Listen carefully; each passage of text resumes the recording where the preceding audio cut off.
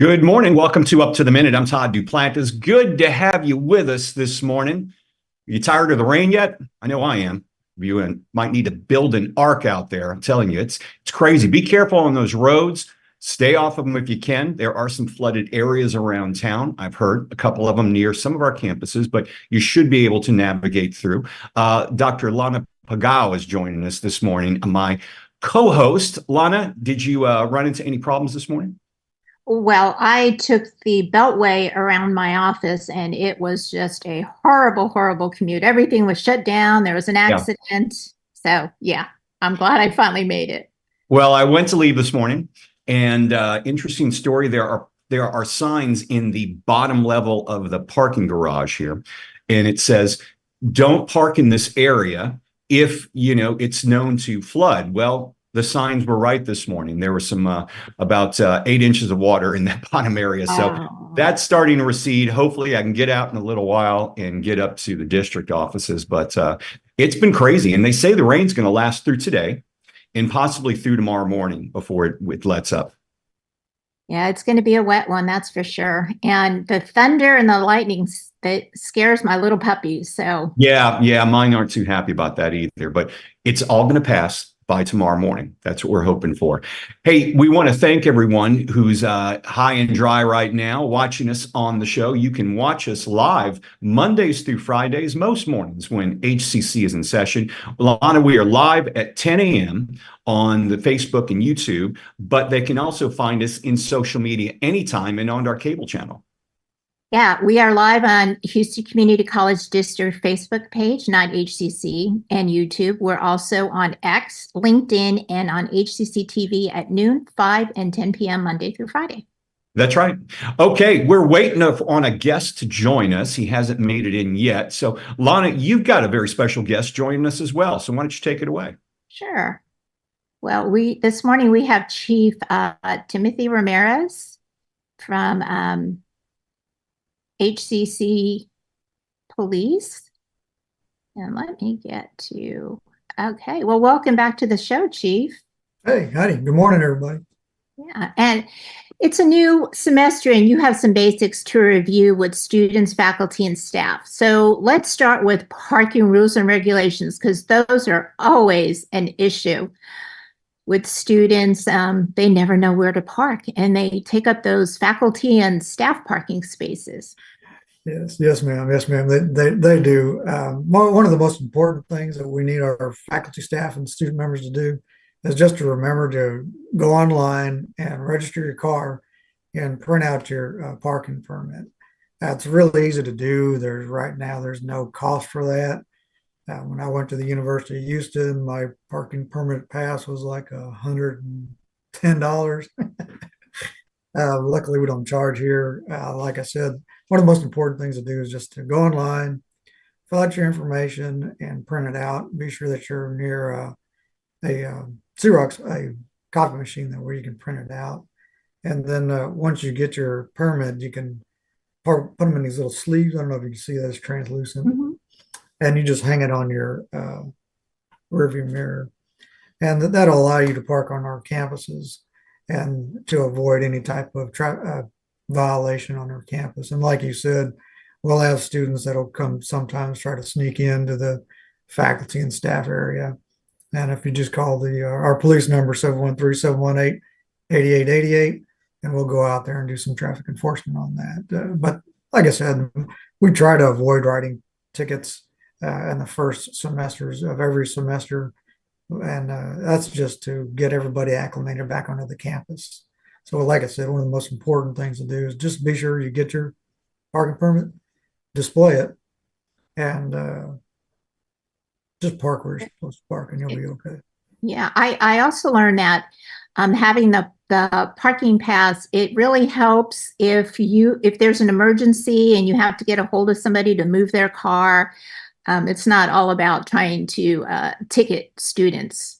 Yes, exactly. So when your car is registered, like what Todd was saying, if you just happen to accidentally park where we know the water's going to rise, and we need to get a hold of you and say, hey, we know that the water's going to fill up there. Can you move your car? But yeah, exactly correct. Stuff like that. Yes. Right. And you wanted to say something about HCC's identification, correct? Yes. So it's very important also as you're getting your parking permit to make sure that you do get your ID. That's very important to have that with you, especially if you're an employee. Some of these are access control badges. So, you know, you're going to really need that as an employee to gain access into certain areas of the building. Also to use certain things in the building, like checking out books in the library or the Xerox machine. As for the students, it's very important to have your ID with you because this will identify you as a member here at the college. And in addition to, some students are not aware of that, if you have your student ID with you, you do get certain perks at areas around town. You get discounts on some stuff. A lot of students are unaware that if you have your college ID with you, you'll get 15, 5, 10% off of some particular items. So it's really important to get those IDs, whether you're a student or a employee here. Right. Well, those discounts are always great to get. I took full advantage when I was a student, especially on Amazon. You get half price membership. But it's also a safety issue to have your ID, so we know who you are and you know who we are. Correct. So talk to us about emergency preparedness, especially when we have inclement weather issues like today. Yeah. So emergency preparedness for your part. That's very important. My grandparents lived up in Calumet, Michigan, way up top in the upper UP, and it's very important to have things that you need to keep you sustained, just in case. For example, like when we had the winter freeze here just recently, and like today, let's say you get stranded out in your vehicle and you don't have anything in there to help you out. So it's always important to have at least a bottle of water, some type of provisions with you. If you take medications, you know, something with that.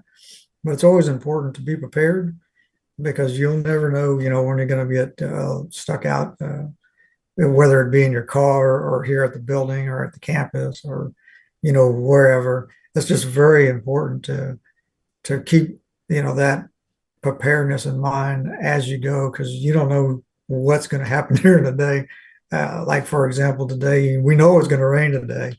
And you know you have to leave sometime today. And if you said, you know what, I'm just going to hold off lunch today and wait till I get home, and you get stuck out in traffic for a couple hours, you know, these are the things that, you know, you need to be aware of. You know, this could happen to me. Maybe I should have my own little preparedness package with some water, a granola bar, or what have you to get you through that day. Great. Yeah. And you all are a great source to call if there's some activity going around on campus that shouldn't be. I know my office, I have a big window and I can see out at early college high school, and, you know, high school kids are high school kids and they do some pretty foolish things. So it's always good to be able to call campus police to go take care of some dangerous situations that teenagers can get themselves into.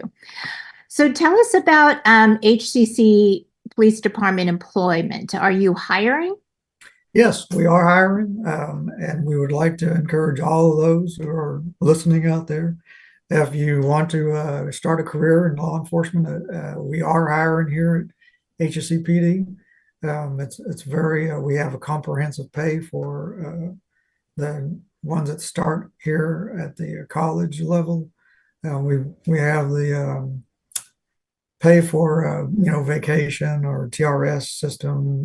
We give you annual uniform allotment, so it's very competitive across board. So we would really encourage those who are very interested to reach out to HCC PD, and we'll get you set up and an application filled out and get you ready to go. Excellent. And just to make this point, HCC police are real police. They're Yes, not ma'am. security. I know that that's a question I'm sure you all get a lot of times, because we get that question on Yes, campus. yes, ma'am. This is my 31st year in law enforcement, so I get that. I'm still getting the same question. I bet.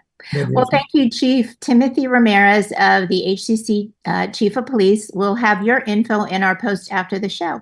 Thank you for joining us today. You're welcome. My pleasure. All right. Thank you both. And we've got another special guest, Lana, who's joining us now. We're continuing to welcome our students back to classes. We're also continuing to take the opportunity to invite our college presidents back on to share the latest news and events from their colleges. The president of HCC's Northeast College, Dr. Michael Edwards, is joining us right now. Good to see you, Dr. Edwards. Good to see you, Todd. Good morning. Good morning to you. So it seems like our students, we're a few years past the pandemic where everybody was online. It seems the students are getting back on campuses. Is that the case with the Northeast College in your enrollment? Oh, absolutely. We say, come back, y'all. We're starting to gear up. We've returned everybody back to the campuses. We're 100%, as you know, everybody's back to work. And with that, we hope folks get a sense of the wonderful programs we've had.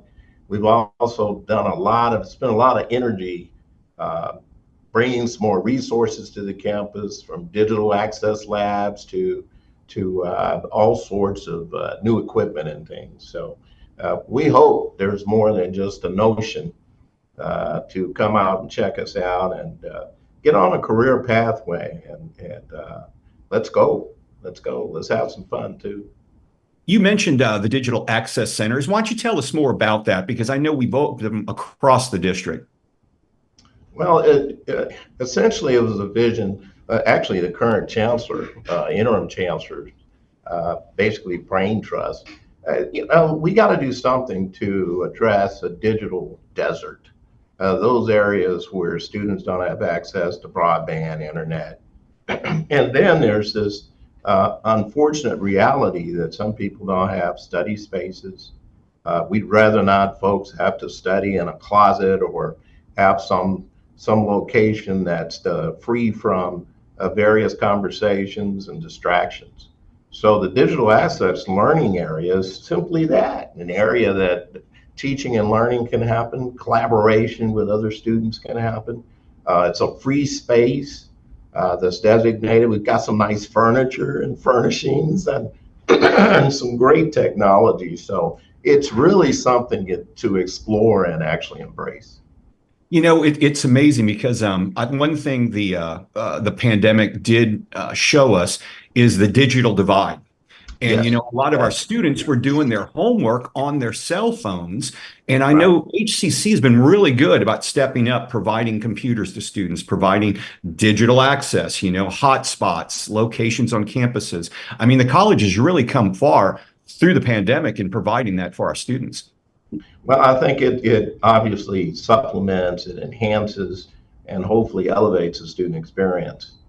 And I think those are things that are strategic and something intentional that this administration and our institution, as you so aptly put it there, Todd, we're endeavoring to do. And we're trying to meet the community at its needs.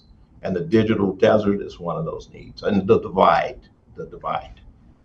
You mentioned pathways to success for your students. How does the Honors College fit into it? Well, if we look at, first of all, we're very proud of the Northeast Honors College. Most of the colleges in our system have an Honors College complement, where you may have students that want to truly challenge on an academic side. We're lucky at Northeast to have Carolyn, who is outstanding, Carolyn Cross, Dr. Cross, an outstanding leader. The students look to her. She's a very great communicator. And I think she leads the cutting edge, innovative mentality in presenting some of these courses. This last semester was a banner semester. We had a high level of 48 students in the Honors College, which is great. They not only get a truly rigorous approach to most of the academic core courses, but also they do a little travel. They seek a wide variety of interests to make the student experience even more deepening and some deep thinking. But we're truly proud of our cohort of honors college students. And you also have something called an early college. Tell us about that. Well, the early college, I guess the call handle for an early college is simply dual credit to most extents. That's probably the poster or the banner for the early college Fountains High School. And this is for people that want to get students that would like to get a leg up on their career, the leg up on their approach, and recognize that you don't have to wait to go to college. You can begin to get those aspects of themes and concepts and essential outcomes and learning objectives before you even get out of high school. Right. And that, again, in an economic environment, in a student-friendly environment, and an environment that's nurturing to the students. So we have some great ISD partners, including Houston ISD, Aldine, A-Leaf, some of the others, and I think we're blessed in that regard. Have some great partners. You also feature community learning classes. What are those, and how can people find out more about that? We have all sorts of pathways to success, and the community learning is probably the lightest footprint of short cycle programming we have. We have courses that are even as 1 hour in length, all the way up to perhaps contact hours of 3 to 4 hours on a particular topic. Topics may range as little as basic computer science courses for the 50+ crowd or our seniors, or as simple as what is the metaverse, what is AI, what is artificial intelligence. And so you have those nuggets of opportunity, and we have really short cycle footprints that, again, may not be that time consuming, but no less leave you with the added benefit of some more situational awareness, if not knowledge based, leading to work based opportunities. And the Northeast College has a variety of programs that are successful, from truck driving to cosmetology, nurse aid. Tell us about some of your additional programs and courses. Northeast historically, well, first of all, let me start off with the tail end of your question and answer your question.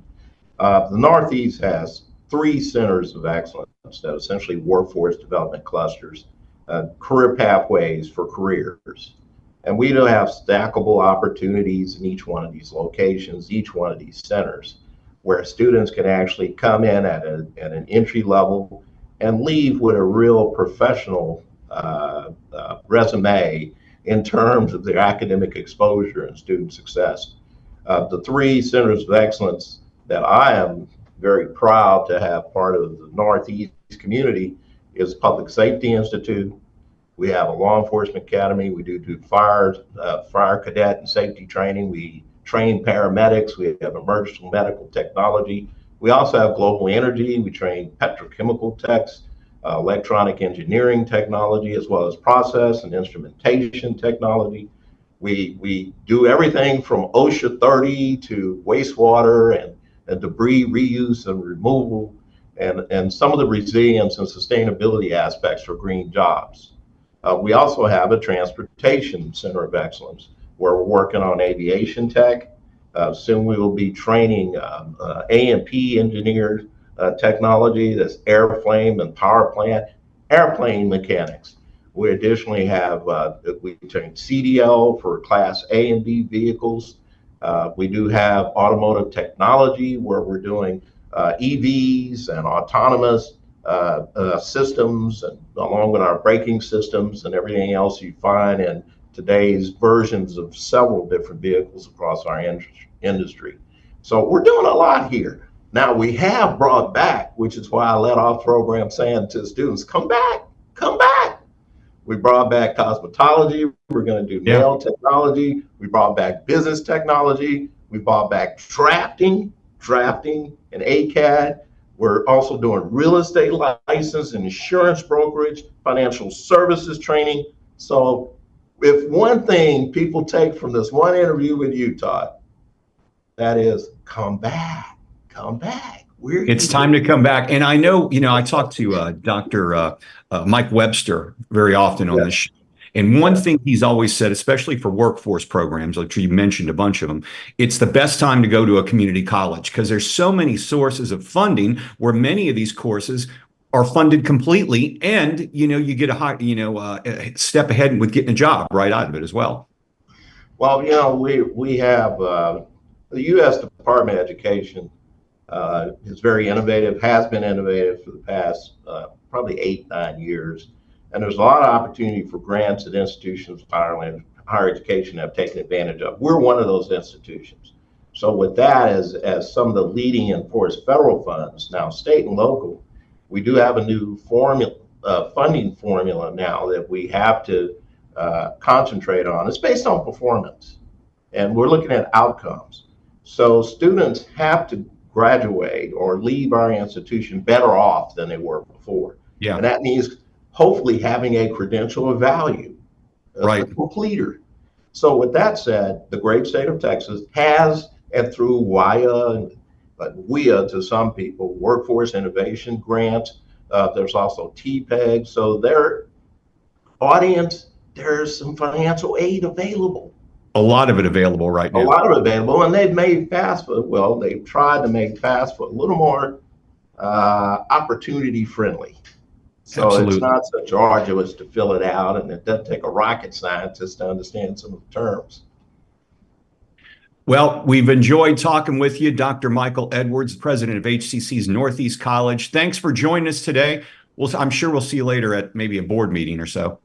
I think we got 1 or 2 coming up to us. Yeah, later today. Good to see you. All right. Thank you. Good to see you. Take care. We'll talk to you soon. All right, sir. Bye-bye.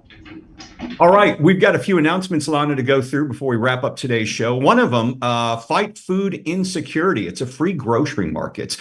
Free grocery items are available to our students in partnership with the Houston Food Bank. No pre-registration is necessary, but early arrival is advised. One of them's happened 10 a.m. to 1 p.m. today, Wednesday, January 24th. It's going on right now at the Missouri City campus. Check our post after the show for more information. And we've also got something called Eagle Chat going on as well, Lana. Yeah, the Office of Student Life invites all students to Eagle Chat, a virtual Q&A learning series where the tutoring, counseling, career services, library services, and other support departments will share helpful resources to make settling into the new semester easier.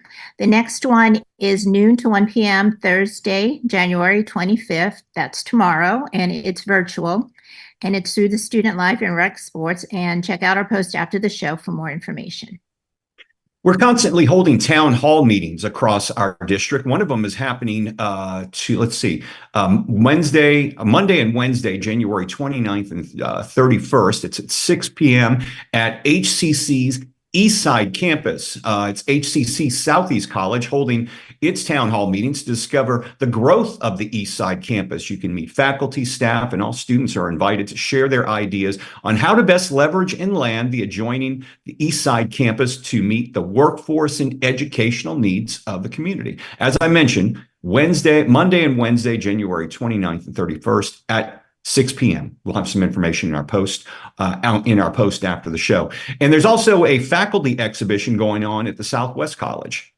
Yeah, this is a solo exhibition featuring paintings and drawings by faculty member Rolando Reyna. And that is now through April 5th at HCC Southwest Stanford Fine Arts Gallery. The artist reception and lecture is 5:30 to 7:30 p.m. Tuesday, February 6th. It's free. Registration's not necessary. And you can check out our post after the show about this.